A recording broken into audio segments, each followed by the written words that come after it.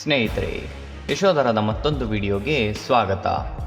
ಸ್ನೇಹಿತರೆ, Tesla, space X, Twitter, Neuralink ಈ ಕಂಪನಿಗಳ ಹೆಸರು ಕೇಳ್ತಿದ್ದಾಗಲೇ ನಿಮಗೊಂದು ಐಡಿಯಾ ಬಂದಿರುತ್ತೆ.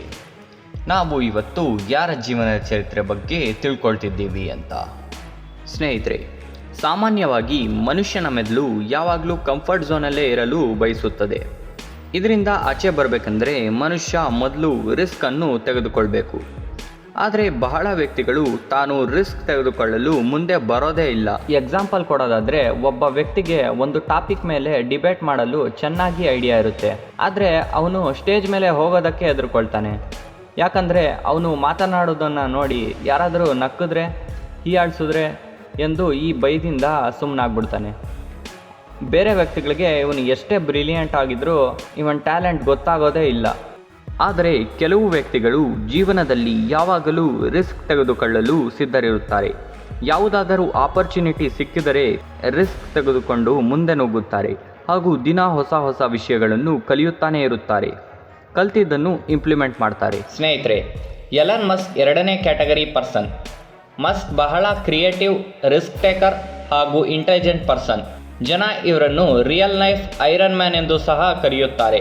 ಸ್ನೇಹಿತರೆ, ನೀವೆಲ್ಲ ಅನ್ಕೋತಿರ್ಬೋದು, ಇವರೇನಪ್ಪ ಬಿಲಿಯನರ್ಸ್ಗಳು, ಅವರ ಇಷ್ಟದ ಪ್ರಕಾರ ಲೈಫ್ ಎಂಜಾಯ್ ಮಾಡ್ತಾರೆ, ಅವ್ರಿಗೆ ಇಷ್ಟ ಬಂದಾಗ ಕೆಲಸ ಮಾಡ್ತಾರೆ ಅಂತ. ಬಟ್ ಇದು ಒಂದು ತಪ್ಪು ಕಲ್ಪನೆ. ಸ್ನೇಹಿತರೆ, ಎಲನ್ ಮಸ್ಕ್ ತಾನು 120 ಗಂಟೆ ಪರ್ ವೀಕ್ ಕೆಲಸ ಮಾಡ್ತೀನಿ ಅಂತ ಸ್ವತಃ ತಾವೇ ಇಂಟರ್ವ್ಯೂನಲ್ಲಿ ಹೇಳ್ಕೊಂಡಿದ್ರು. ಸ್ನೇಹಿತರೆ, ಇವತ್ತಿನ ಕಾಲದಲ್ಲಿ ದುಡ್ಡಿದ್ರೇ ದುನಿಯಾ ಅಂತ ಹೇಳ್ತಾ ಇರ್ತಾರೆ. ಯಾರಿಗೆ ದುಡ್ಡು ಅವಶ್ಯಕತೆ ಇಲ್ಲ ಹೇಳಿ? ಬಟ್ ಆ ದುಡ್ಡು ದುಡಿಯೋದೇ ಕಷ್ಟದ ಕೆಲಸ. ಆದರೆ ಈ ಬಿಲಿಯನರ್ಸ್ಗಳು ಅಷ್ಟು ಸುಲಭವಾಗಿ ಕೋಟಿ ಹೇಗೆ ದುಡಿಯುತ್ತಾರೆ? ಸ್ನೇಹಿತರೆ, ಹಾಗಾದರೆ ಈ ಎಲನ್ ಮಸ್ಕ್ ವಿಶ್ವದಲ್ಲಿ ನಂಬರ್ 1 ಬಿಲಿಯನರ್ ಹೇಗಾದ? 2020 ಬಿಗಿನಿಂಗ್ನಲ್ಲಿ $28.5 ಬಿಲಿಯನ್ ಇದ್ದ ಇವರ ನೆಟ್ವರ್ತ್ 2020 ಕೊನೆಯಲ್ಲಿ $167 ಬಿಲಿಯನ್, ನಂತರ 2022 ಹೊತ್ತಿಗೆ $340 ಬಿಲಿಯನ್. ಹೇಗೆ ಈ ರ್ಯಾಪಿಡ್ ಬೆಳವಣಿಗೆ ಆಯಿತು? ನಿಮ್ಮಂಥ ಸಾಮಾನ್ಯ ಮನುಷ್ಯರು ಈ ರೀತಿ ಕೋಟಿ ದುಡಿಬೋದಾ? ಖಂಡಿತ ದುಡಿಬೋದು ಸ್ನೇಹಿತರೆ. ಹಾಗಾದರೆ ಟೈಮ್ ವೇಸ್ಟ್ ಮಾಡದೆ ಬನ್ನಿ ಸ್ನೇಹಿತರೆ, ಎಲ್ಲ ಮಾಹಿತಿನೂ ಕಂಪ್ಲೀಟ್ ಆಗಿ ತಿಳ್ಕೊಳ್ಳೋಣ. ಸ್ನೇಹಿತರೆ, ಎಲನ್ ಮಸ್ಕ್ ಅವರು 1971 ಜೂನ್ 28ರಲ್ಲಿ ಸೌತ್ ಆಫ್ರಿಕಾದ ಪ್ರಿಟೋರಿಯಾ ಎಂಬ ಜಾಗದಲ್ಲಿ ಜನಿಸಿದರು. ಇವರ ತಂದೆ ಎಲನ್ ಮಸ್ಕ್ ಹಾಗೂ ತಾಯಿ ಮಾಯಾ ಮಸ್ಕ್.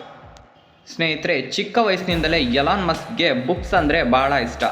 ಯಾವ ಮಟ್ಟಕ್ಕೆ ಅಂದರೆ ತನ್ನ ತಂದೆ ತಾಯಿ ಬಂದು ಮಾತನಾಡಿಸಿದರೂ ಸಹ ಬುಕ್ಸ್ ಓದೋದ್ರಲ್ಲಿ ಮಗ್ನ ಆಗಿರ್ತಿದ್ದ. ಅಷ್ಟು ಇಷ್ಟ ಬುಕ್ಸ್ ಕಂಡ್ರೆ.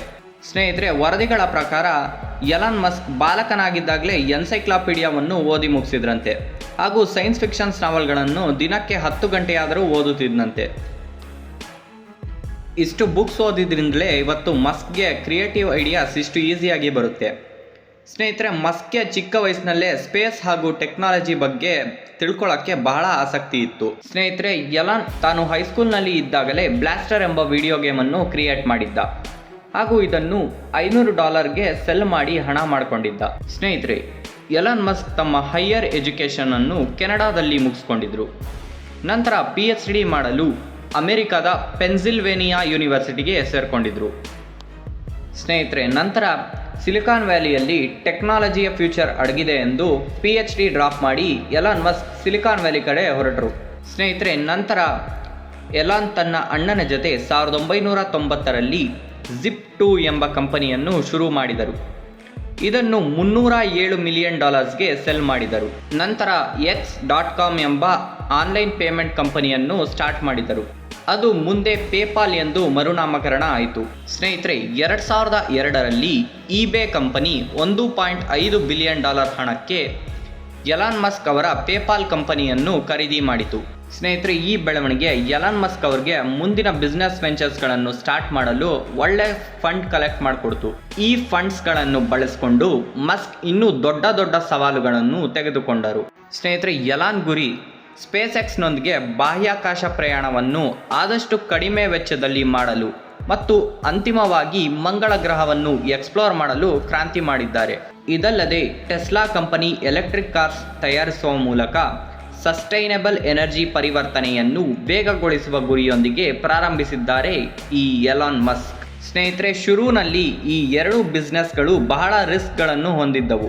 ಎಲಾನ್ ತನ್ನ ಹತ್ತಿರ ಇದ್ದಿದ್ದ ಎಲ್ಲ ಹಣವನ್ನು ಈ ಎರಡು ಬಿಸ್ನೆಸ್ಗಳ ಮೇಲೆ ಹಾಕಿ ದುಡ್ಡನ್ನು ಕಳೆದುಕೊಂಡಿದ್ದರು. ಸ್ನೇಹಿತರೆ, ಈಗ ಎಲಾನ್ ಮಸ್ಕ್ ಅವ್ರಿಗೆ ಬಹಳ ಕ್ರಿಟಿಸಿಸಮ್, ಫೈನಾನ್ಷಿಯಲ್ ಕ್ರೈಸಿಸ್ ಹಾಗೂ ತನ್ನ ಮೇಲೆ ತನಗೆ ಅನುಮಾನಗಳು ಸ್ಟಾರ್ಟ್ ಆದವು.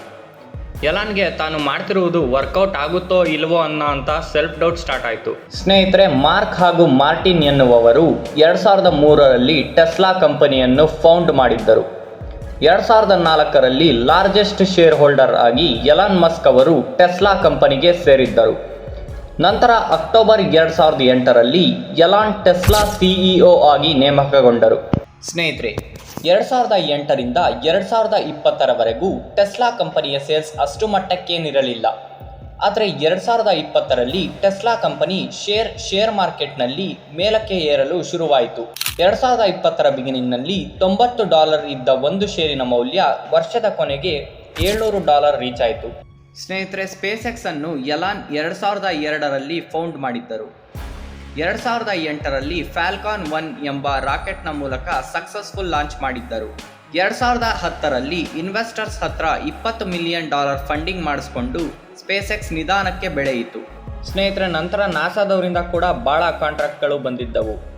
ಆದರೆ ಮೊದಲ ಕಾಂಟ್ರಾಕ್ಟ್ ಬಂದಿದ್ದು ಸೆಪ್ಟೆಂಬರ್ 2006.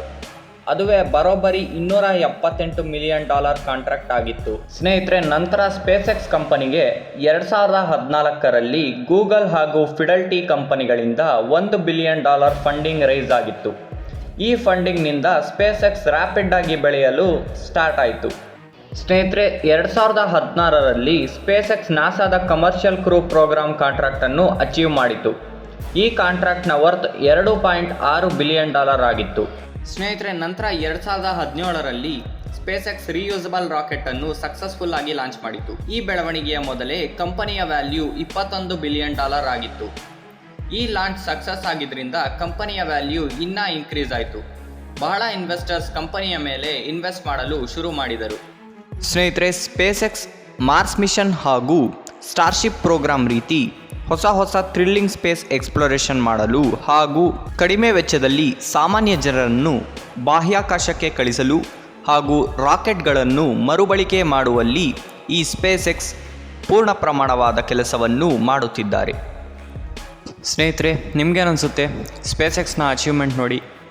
ನಿಮ್ಮ ಅಭಿಪ್ರಾಯವನ್ನು ಕಾಮೆಂಟ್ ಬಾಕ್ಸ್ನಲ್ಲಿ ತಿಳಿಸಿ ಹಾಗೂ ನಮ್ಮ ಚಾನಲ್ ಅನ್ನು ಲೈಕ್ ಮಾಡಿ, ಶೇರ್ ಮಾಡಿ ಹಾಗೂ ಸಬ್ಸ್ಕ್ರೈಬ್ ಮಾಡಿ. ಇದೇ ರೀತಿ ನಾನು ನಿಮಗೆ ಮುಂದಿನ ವಿಡಿಯೋದಲ್ಲಿ ಸಿಗ್ತೀನಿ. ಅಲ್ಲಿವರೆಗೂ ಟೇಕ್ ಕೇರ್. ಜೈ ಕರ್ನಾಟಕ ಮಾತೆ.